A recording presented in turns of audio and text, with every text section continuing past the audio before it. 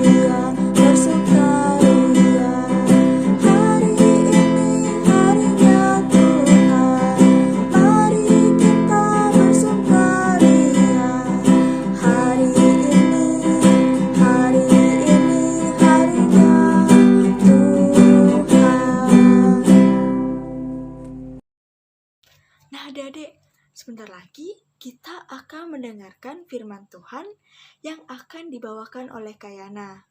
Yuk, kakak ajak adik-adik untuk mempersiapkan diri, pikiran kita, hati kita untuk mendengarkan firman Tuhan yang akan disampaikan oleh Kayana. Yuk, siapin Alkitabnya yuk.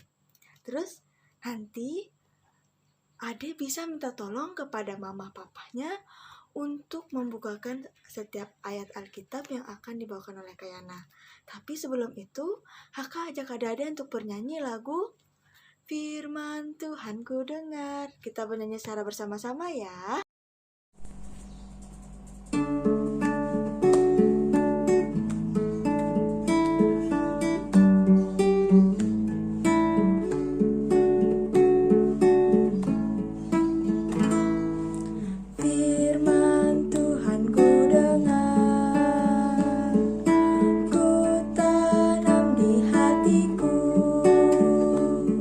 Ku ingin bertumbuh subur, berbuah lebat.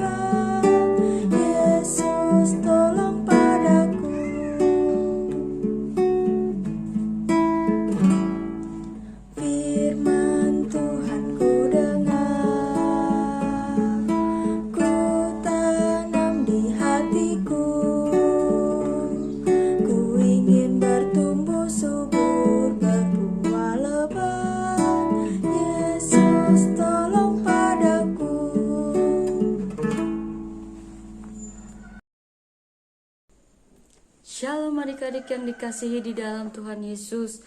Berjumpa lagi dengan Kayana di sini. Mengucap syukur ya, hari ini kita bisa bertemu lagi dalam ibadah sekolah hari Minggu online. Nah, adik-adik, kita akan mendengarkan firman Tuhan. Kakak berharap kalian boleh duduk tenang.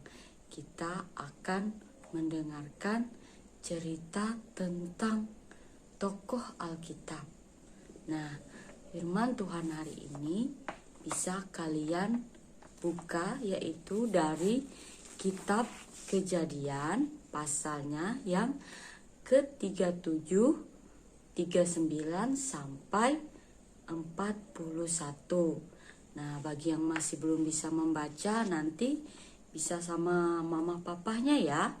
Jadi kita hari ini akan mendengarkan firman Tuhan. Nah, adik-adik, sebelum mendengarkan firman Tuhan, kita mau berdoa dulu.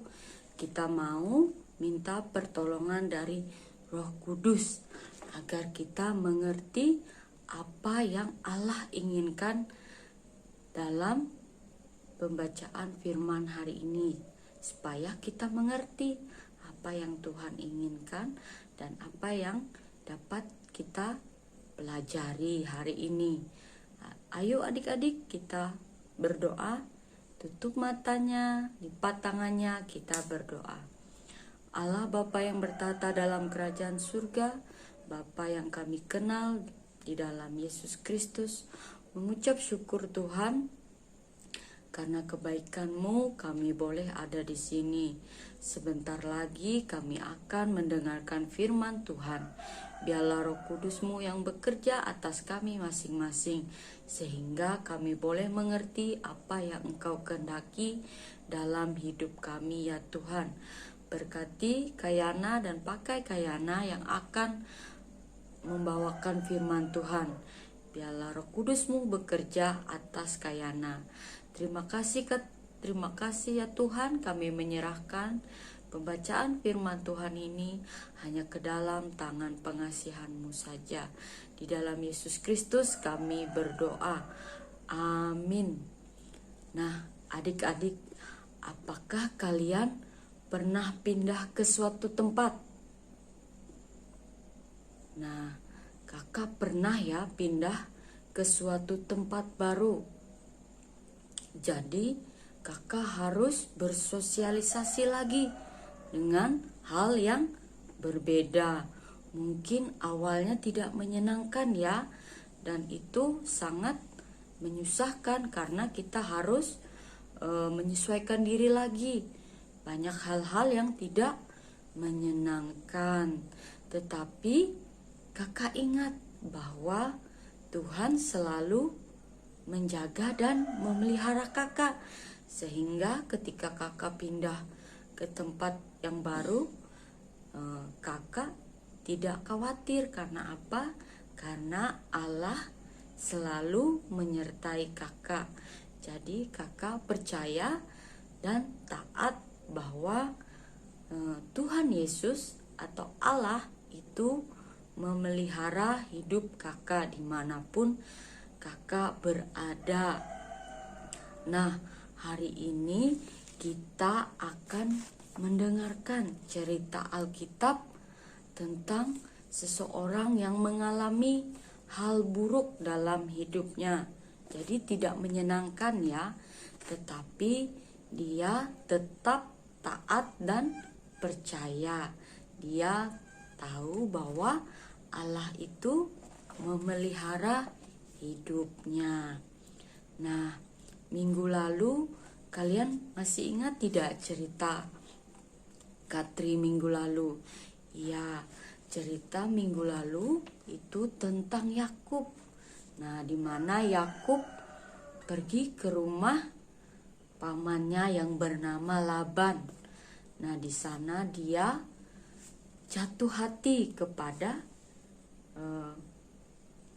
anak dari pamannya Laban, yaitu Rahel, dan dia bisa menikah dengan Rahel asal dia bekerja selama 7 tahun dengan pamannya. Namun apa yang terjadi adik-adik? Iya, pamannya membohonginya. Bukannya Rahel yang diberi kepada Yakub untuk dinikahi, tetapi malah kakaknya Rahel, yaitu Lea yang diberi kepada Yakub. Nah, lalu setelah itu Yakub harus bekerja lagi selama berapa? Selama 7 tahun lagi agar bisa menikah dengan Rahel. Nah, adik-adik, akhirnya Yakub memiliki banyak anak ya. Nah, dia memiliki banyak anak, yaitu dari pernikahannya dengan Rahel dia memiliki 10 anak laki-laki. Nah, di sini si Rahel tidak memiliki anak. Dia susah memiliki anak adik-adik. Tapi pada suatu hari Allah menjawab doa Rahel. Dia diberikan seorang anak laki-laki yang diberi nama Yusuf. Nah, Yakub sangat mengasihi Yusuf dibandingkan anak-anaknya yang lain. Lalu kemudian Rahel diberikan anak laki-laki lagi yang terakhir, yaitu bernama Benyamin. Dan setelah melahirkan ini, Rahel meninggal. Nah, karena Yakub sangat mengasihi Yusuf, dia sangat mengistimewakan ya. Dia sangat mengistimewakan Yusuf. Pada suatu hari dia memberikan jubah yang sangat indah untuk Yusuf. Nah, melihat hal tersebut, saudara tiri Yusuf itu tidak senang adik-adik. Mereka iri kepada Yusuf, dan dari rasa iri itu mereka menjadi benci kepada saudara mereka Yusuf ini. Nah, pada suatu hari Yusuf itu bermimpi. Dia mengatakannya kepada ayahnya Yakub dan saudara-saudaranya. Nah, jadi di dalam mimpi itu Yakub bermimpi kalau padi milik kakak-kakaknya itu memberi hormat kepada padi. Jadi ada setumpuk padi ya. Jadi dalam mimpinya itu dia melihat kalau padi milik kakak-kakaknya tadi itu memberi hormat kepada padi milik Yusuf. Nah, mendengar hal itu, saudara-saudaranya semakin marah ya, tidak suka kepada Yusuf. Lalu mereka berkata, "Hai kau tukang mimpi, apakah kau ingin menjadi pemimpin atau kau ingin memimpin kami?" Mereka berkata seperti itu kepada Yusuf. Lalu pada suatu hari Yusuf bermimpi lagi dan dia mengatakan kepada ayahnya dan saudara-saudaranya.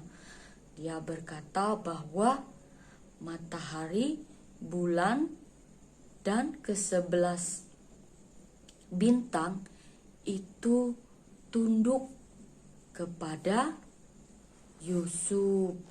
Nah, mendengar hal itu, saudara-saudaranya semakin marah adik-adik. Mereka semakin membenci Yusuf dan mengatakan Yusuf sebagai tukang mimpi. Nah, lalu pada suatu hari ayahnya Yakub meminta Yusuf untuk memeriksa keadaan saudara-saudaranya dan melihat pekerjaan mereka. Nah, saudara-saudara Yusuf ini bekerja sebagai seorang ini ya peternak, mereka mengembalakan domba-domba. Nah, jadi Yusuf diminta ayahnya untuk memeriksa saudara-saudaranya bagaimana keadaan mereka, karena mereka sedang pergi mencari tempat yang terbaik untuk domba-dombanya. Jadi melihat tanah yang subur ya untuk tempat makan domba-dombanya. Nah, lalu mereka melihat Yusuf. Saudara-saudaranya ini melihat Yusuf. Lalu mereka berkata, "Nah, itu si tukang mimpi." Lalu timbullah hal buruk di dalam pikiran saudara-saudaranya ini. Mereka merencanakan untuk membunuh Yusuf, dan mereka berencana untuk membohongi ayah mereka bahwa Yusuf sudah mati. Nah, mendengar hal itu, kakak pertama mereka yaitu Ruben berkata, "Jangan kalian membunuh Yusuf, tapi lebih baik kita membuangnya ke sumur saja." Nah, Ruben ini berharap ketika nanti mereka membuang Yusuf ke dalam sumur, dia nantinya bisa menyelamatkan Yusuf. Dan akhirnya benar, mereka tidak jadi membunuh Yusuf karena mereka tidak mau mengotori tangan mereka dengan membunuh Yusuf. Jadi mereka melemparkannya ke dalam sumur. Tetapi ketika mereka melemparkannya ke dalam sumur, tiba-tiba ada rombongan yang berjalan. Nah, ketika mereka melihat rombongan itu, mereka berpikir, bagaimana kalau kita jual saja Yusuf kepada rombongan orang Mesir itu? Kita jual dia sebagai budak. Nah, lalu akhirnya Yusuf dijual kepada orang Mesir itu. Nah, kemudian mereka mengambil jubahnya dan melumuri jubah Yusuf itu dengan darah kambing. Nah, lalu mereka membawakan jubah itu kepada ayah mereka dan mengatakan kalau Yusuf sudah dimakan oleh binatang buas. Mendengar hal itu sangat sedihlah Yakub, adik-adik. Ayah mereka Yakub sangat sedih. Nah, betapa hal yang mereka buat sudah menyakiti ayah mereka ya. Jadi dosa yang mereka perbuat sudah sangat menyakiti hati ayah mereka. Nah, lalu Yusuf berjalan dengan rombongan tadi ya. Mereka menuju ke tanah Mesir atau ke Mesir ya. Di sana Yusuf menjadi seorang budak di sebuah rumah orang Mesir, namanya adalah Potifar.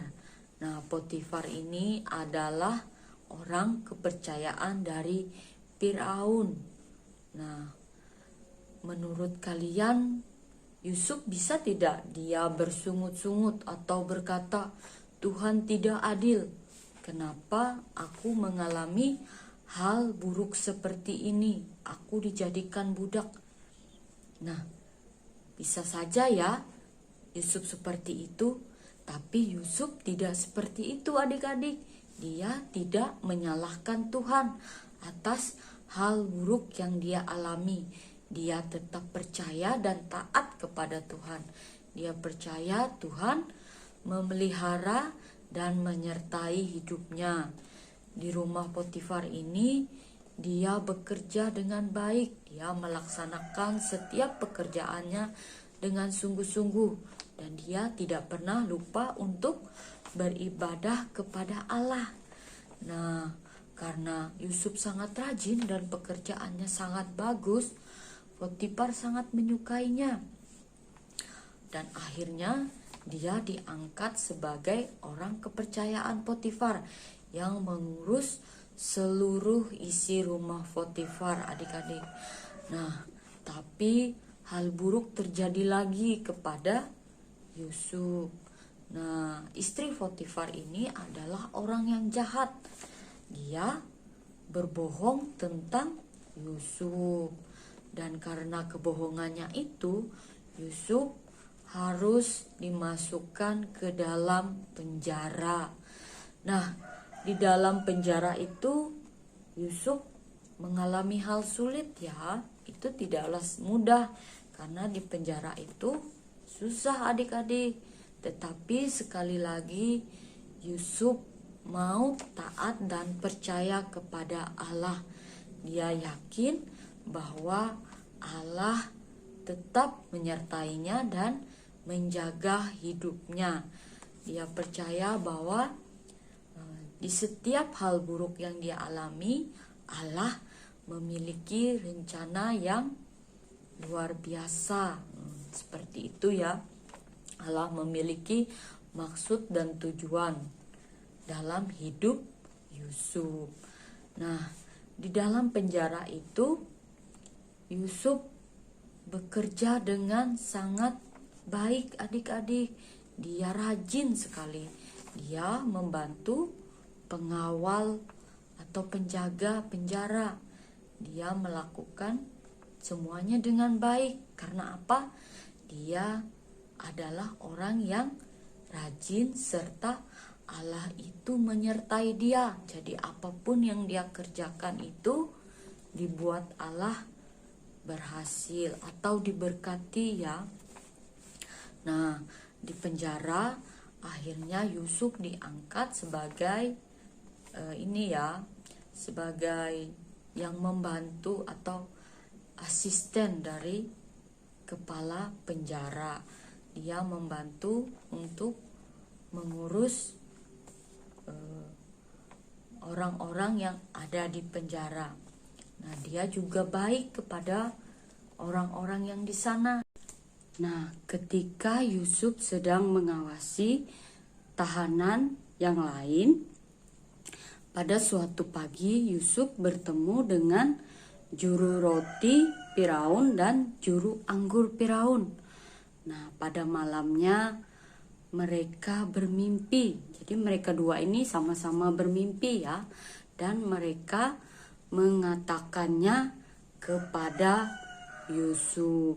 Nah, Allah memberikan pengetahuan dan kebijaksanaan kepada Yusuf sehingga Yusuf bisa mengartikan mimpi mereka berdua. Lalu juru anggur Firaun ini menceritakan mimpinya yang aneh. Dia berkata bahwa tadi malam dia bermimpi dia pergi ke sebuah pohon anggur. Lalu dia memeras pohon anggur itu dan dia memberikannya kepada Firaun. Nah, lalu Yusuf mengartikan mimpinya tersebut. Nah, Yusuf berkata bahwa dalam 3 hari lagi kamu akan bekerja kembali kepada Firaun. Jadi juru anggur ini akan dikeluarkan dari penjara dan kembali ke istana Firaun. Nah, lalu Yusuf berpesan kepada juru anggur Firaun ini. Dia meminta tolong untuk meminta Firaun untuk melepaskan dia dari penjara. Dan juru anggur Firaun ini berjanji untuk mengatakan hal tersebut kepada Firaun. Nah, lalu juru roti juga mengatakan mimpinya kepada Yusuf. Dia bermimpi bahwa dia melihat 3 bakul roti di atas kepalanya. Nah, 3 bakul roti ini, di roti yang ada di dalam bakul ini, lalu datanglah burung ya. Burung-burung ini memakan semua roti yang ada di dalam ketiga bakul ini. Jadi rotinya habis. Nah, lalu Yusuf mengartikan mimpi juru roti Firaun ini. Dia berkata bahwa 3 hari lagi kamu akan dihukum gantung. Dan benarlah yang terjadi adik-adik. Apa yang dikatakan oleh Yusuf ini benar-benar terjadi. 3 hari kemudian juru anggur Firaun dipanggil bekerja kembali ke istana untuk melayani Firaun. Sedangkan juru roti tadi dihukum gantung. Nah, tetapi ketika juru anggur ini keluar, dia lupa kepada Yusuf. Nah, jadi karena dia lupa, akhirnya Yusuf tetap harus ada di penjara selama 2 tahun lamanya. Nah, pada suatu hari Firaun ini atau Raja Firaun ini bermimpi. Dia bermimpi hal yang aneh. Nah, dia penasaran sebenarnya apa arti dari mimpinya ini. Dia memanggil semua orang yang bijaksana yang ada di Mesir, lalu meminta mereka untuk mengartikan mimpinya ini. Tetapi tidak satupun orang yang bisa mengartikan mimpi Raja Firaun ini. Lalu si juru anggur tadi teringat kepada Yusuf dan dia menceritakan apa yang dia alami dulu di penjara. Kemudian Firaun memanggil Yusuf. Nah, ketika Yusuf datang, Firaun menceritakan mimpinya. Jadi mimpinya seperti ini ya. Pada suatu hari dia berdiri di depan Sungai Nil. Nah, ketika dia berdiri di depan Sungai Nil itu, dia melihat 7 lembu yang gemuk keluar dari Sungai Nil. Dan 7 lembu yang gemuk ini memakan rumput-rumput yang ada di sekitar Sungai Nil. Lalu tidak beberapa lama keluar lagi 7 ekor lembu yang sangat kurus. Nah, 7 lembu ekor yang sangat kurus ini memakan 7 ekor lembu yang gemuk tadi. Lalu setelah itu Firaun juga bermimpi bahwa dia melihat 7 ikat gandum ya. Dia melihat ikatan gandum. Nah, ada 7 buah. Itu ikatannya besar-besar ya, subur. Nah, lalu dia juga melihat 3 ikatan atau bulir-bulir gandum yang sangat kurus ya, atau tidak bagus, kering. Nah, 7 ikat gandum yang kering ini memakan 7 ikat bulir gandum yang bagus tadi ya, sehingga habislah 7 ikatan gandum yang sehat atau bagus tadi. Nah, lalu mendengar hal itu, Yusuf menjelaskan atau mengartikan mimpi dari Firaun tersebut. Nah, jadi Yusuf berkata bahwa Allah ingin mengatakan kepada Raja Firaun bahwa akan terjadi sesuatu hal yang akan menimpa Mesir. Nah, 7 ekor lembu dan 7 buah ikat gandum yang sehat, yang subur tadi, itu menggambarkan 7 tahun masa panen yang sangat luar biasa. Jadi Mesir akan mengalami panen yang berlebih, yang banyak ya. Mereka akan mengalami panen yang bagus dan malah sangat berlebih. Lalu setelah itu akan terjadi kekeringan. Nah, kekeringan ini digambarkan dengan 7 ekor lembu yang sangat kurus tadi dan juga 7 ikat gandum yang kering tadi ya. Jadi itu menggambarkan bahwa selama 7 tahun nantinya Mesir tidak akan mengalami panen. Jadi akan terjadi kekeringan di kota atau di negeri, di tanah Mesir. Nah, Allah juga memberikan kebijaksanaan kepada Yusuf untuk memberikan nasihat kepada Firaun. Jadi Yusuf berkata kepada Firaun untuk memilih orang yang bijaksana untuk mengelola panen, yaitu panen yang selama 7 tahun tadi, yang mereka menghasilkan panen yang luar biasa. Jadi Yusuf meminta Firaun untuk mengumpulkan hasil panen tadi.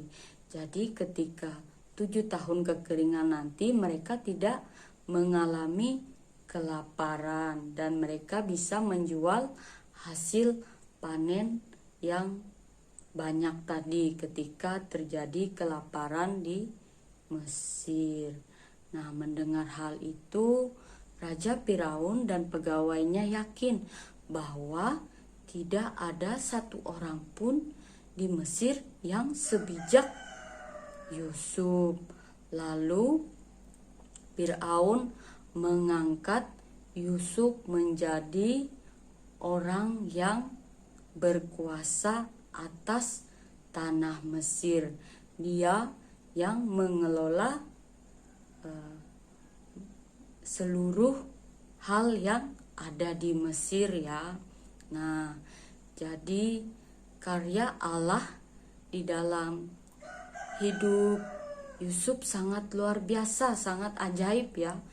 Tuhan memakai setiap hal yang Yusuf alami, baik dia sebagai budak, dia sebagai tahanan, itu untuk rencana dan tujuan Allah yang luar biasa. Jadi dari hal yang Yusuf alami tadi, Tuhan Allah ingin menunjukkan maksudnya.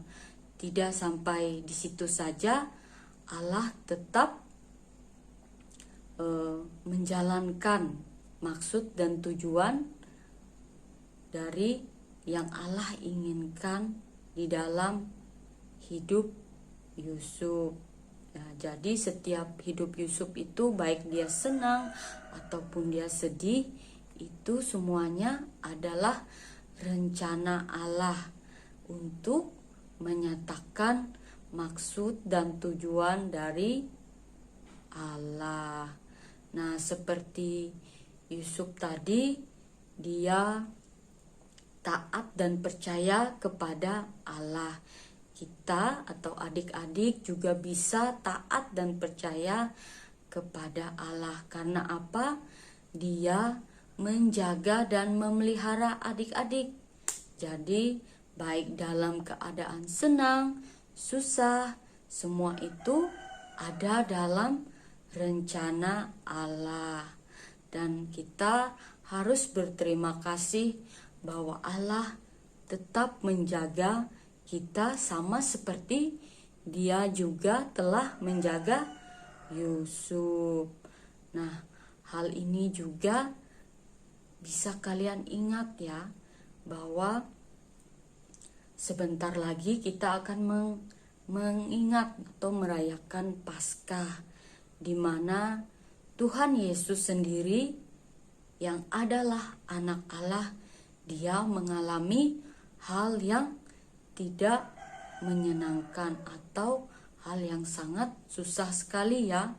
Dia mati di kayu salib untuk menebus dosa kita, sehingga kita yang berdosa tidak dihukum, tetapi kita boleh memperoleh hidup yang kekal di dalam Yesus Kristus. Syaratnya asal kita percaya kepada Yesus. Nah, demikian firman Tuhan hari ini adik-adik.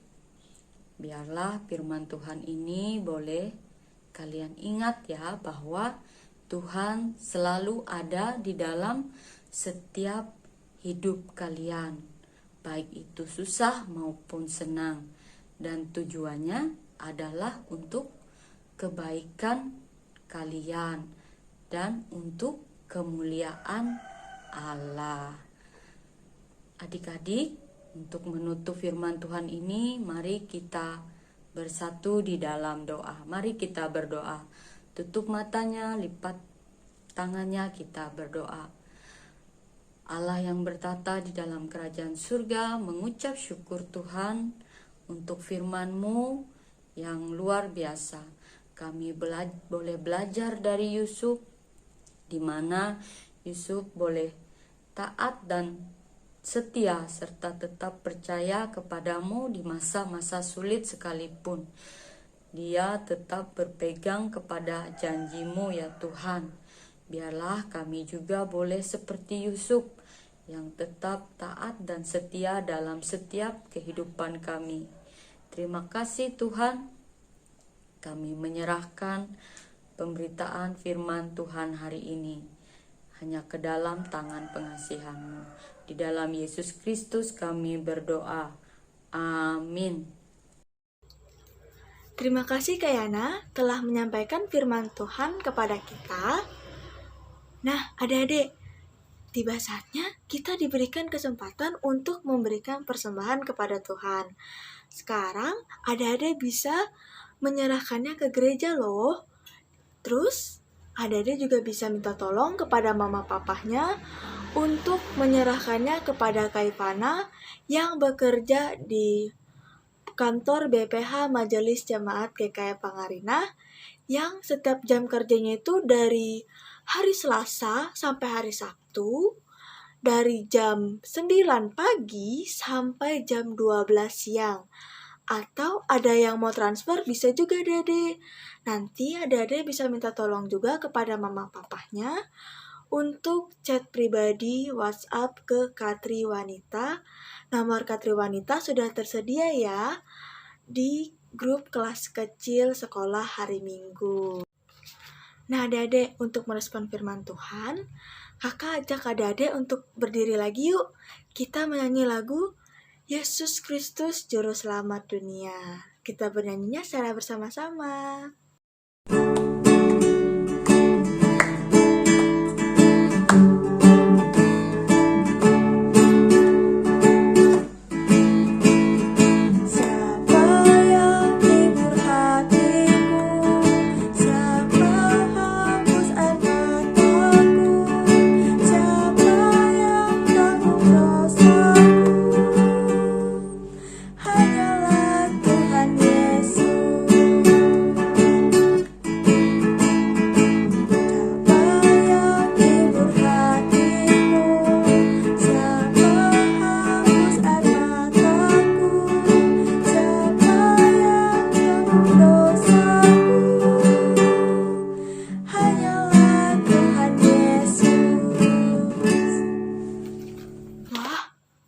terasa ya, ibadah sekolah minggu kita sudah selesai.